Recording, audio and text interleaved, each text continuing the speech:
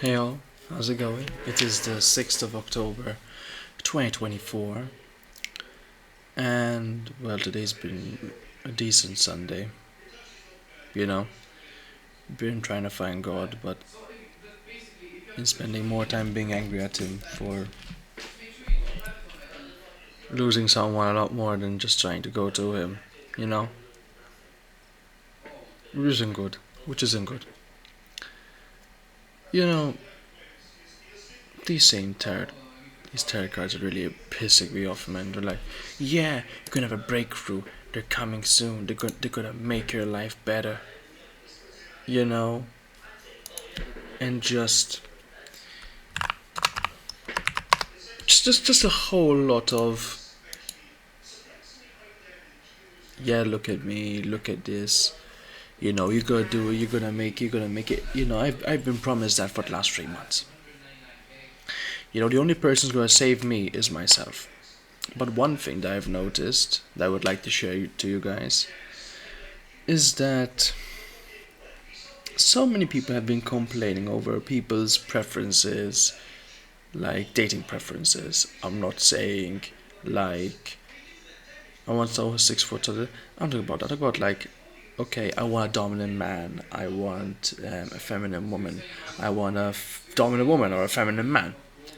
You know, just before I didn't understand that. Obviously, I've been single for many years, but being my ex, always being there for my ex friend and seeing what she needed in life, I understood more why women might need a more dominant and more masculine man. Because in this day and age, knowing how horrible the world is, we do need more strong, confident men who focus on loving and caring for their loved one.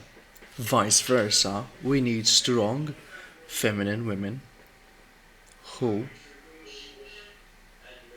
love and protect their partners. But does that mean that everyone needs it? No. Some people, not even romantically, some people just want someone who they can just relate to, cozy up to, feel safe. You know, some people, like I still am, I would rather die single romantically, but no, I have someone platonically that I can depend on, that I can just open up to and feel safe with. You know, not everyone is the same. You know, it's good to have those people who you love. That's why with God, you try not to see him as not only as an all-powerful being, but also as a friend. You know, because as the Bible says, he's not only your father, he's also your friend. You know, you are from his image. And also in today's Sunday sermon, prove that like man and woman, when they become intertwined into union, they become one. Now, in this day and age, when we see couples, man, woman, woman, man, woman, woman, man, man, you know, we must understand that when we become a union romantically, right, we combine to one to share our troubles, our disbeliefs, our struggles. You know, if you really love someone, it shouldn't be what can this person give to me, but first it should be what can I do for this person. The same reason what I didn't do in my was with China. You know, in our friendship. First, my thought is what can I do to make them happy. You know, there will be a point where you want the love to be reciprocated. Of course, we're all human. We're not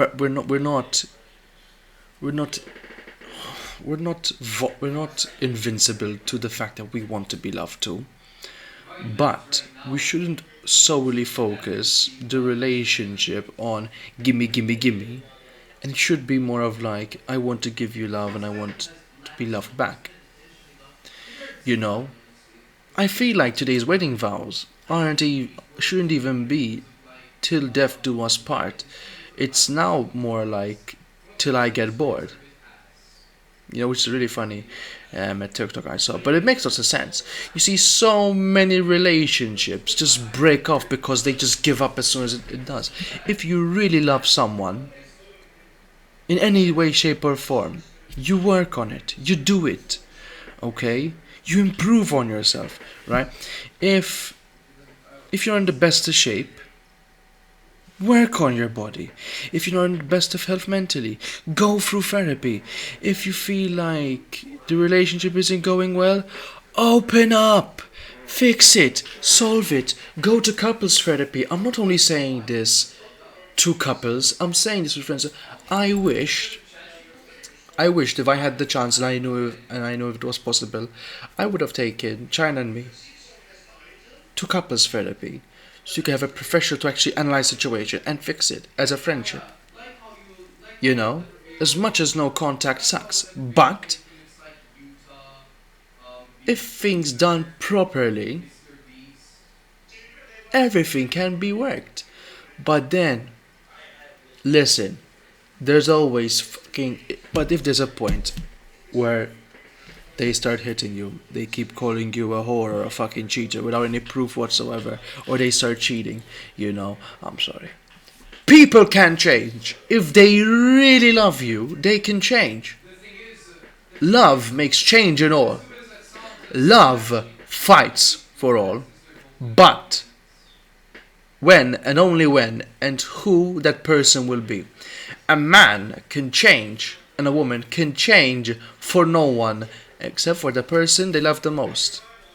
We can't keep on discussing and begging and pleading for a love that when there's no communication, there's no romance, where there's no just pure romantic attention deep down. We need to love. We need to learn how to struggle with the person we love, because when we really love, it's not about I'm gonna give you love, so give it back to me, but like you should be willing sometimes to give love and not expect it in return. I did that. And you know what? There were moments I didn't receive love back, but the fact that I made the person I love happy was enough. Love isn't. Sometimes love, you have to judge yourself, am I good enough? I did fall in love with somebody, I didn't, and when this person asked me, if you have feelings for me, I'll let you know. And when they always ask me if I had feelings for them, I was like, I don't know. Originally I did have feelings for this individual. The reason why I didn't open up and told them I loved them was because I didn't think I was good enough. Instead of asking them if what I wished I would have said now was, if you really love me and you say you love me, I'll do whatever it takes to become the perfect man for you. And that's too late now. It might give you a sign of who that person was, but this was way before the breakup, so. And they never got to know. I'm not sure if they'll even know. But what I tell them, if no contact is over and we start communicating, we start revealing, and we start opening up and try to communicate better, yeah, for sure. Because we can't keep on hiding secrets that shouldn't be kept secrets. We shouldn't leave half of the story untold. We have to tell everything. We have to open. We have to be honest. Okay? But at the same time, we have to learn how to contribute without expecting anything in return. There will be a breaking point where you want a little bit of love. Even sometimes there are people who will expect a mustard seed of love after giving the whole world. But a little mustard seed can lead someone on. When you keep on receiving mustard seeds after giving the world, at that point there's not really any point of going. Maybe that person loves you too much. But if the person loves you too much? Is it because you're loving them too little? Is it because the communication isn't done properly? You just think, oh, okay, you're loving me too much. Okay, but in what way?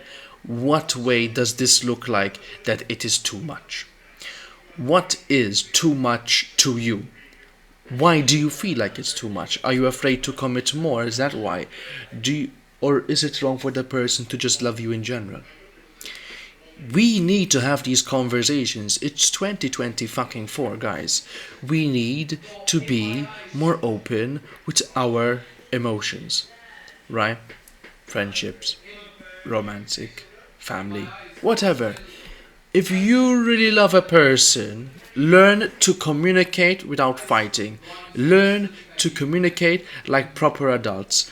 I'm saying this advice because it is advice that I wish I knew, that I wish I understood, and I wished I could have obeyed by. I'm telling you this now as advice I would have said to myself not too long ago. So please, learn how to communicate. I really mean it. And I'm not saying this out of a script. This is plainly from the heart. This is plainly what I think. And I'm speaking to you as if I was speaking to myself months ago. Learn to communicate. Learn not to hide secrets. And learn not to create a facade. And be open with your emotions. Because sometimes a little bit of good communication can fix a lot of problems. But we're just afraid. And I get it. I'm not judging you for being afraid. But sometimes being afraid hurts a lot more than learning how to actually love. Because love heals. Real love heals.